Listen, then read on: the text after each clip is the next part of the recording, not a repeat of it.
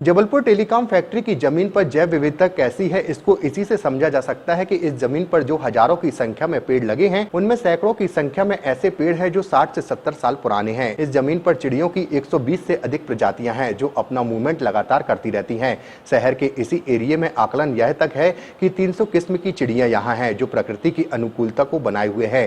कीट पतंगों के खात्मे के लिए इन चिड़ियों की प्रजाति का संरक्षित होना जरूरी है। इसके लिए टेलीकॉम फैक्ट्री में लगे पेड़ पहले संरक्षित होने चाहिए। इसके चलते अभिभावक उपभोक्ता मंच जबलपुर के द्वारा संचार मंत्री को कलेक्टर के माध्यम से ज्ञापन सौंपते हुए मांग की है कि उक्त भूमि को वन भूमि में बदला जाए। इस दौरान बड़ी संख्या में मंच के सभी पदाधिकारी सहित कार्यकर्ता उपस्थित रहे।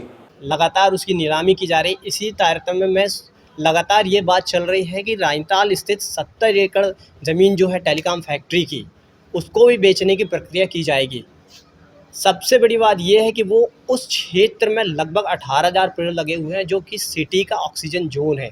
यदि वो किसी भी तरीके से निजी हाथों में जाएगा तो स्वाभाविक है व्यावसायिकरण के कारण उसको काट दिया जाएगा और शहर का एक बहुत बड़ा ऑक्सीजन जोन खत्म हो जाएगा।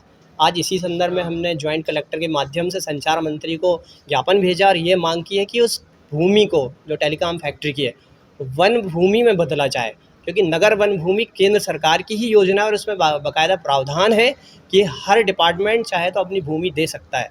आज इसी ज्ञापन के माध्यम से हमने यही मांग की है और उम्मीद करते हैं कि सरकार इस पर संज्ञान लेगी। अगर ऐसा नहीं किया जाता, किसी भी प्रकार से उसका विक्रय किया जाएगा, तो हम समस्त मामले को लेकर नेशनल ग्रीन ट्रिब्यूनल में याचिका दायर टेलीकॉम फैक्ट्री के अंदर जितने परिसर में जितने भी पेड़ पौधे लगे हैं, इनके काटने का जो मामला अभी संज्ञान में आया है, इसको लेकर हम लोग आंदोलन करने वाले हैं।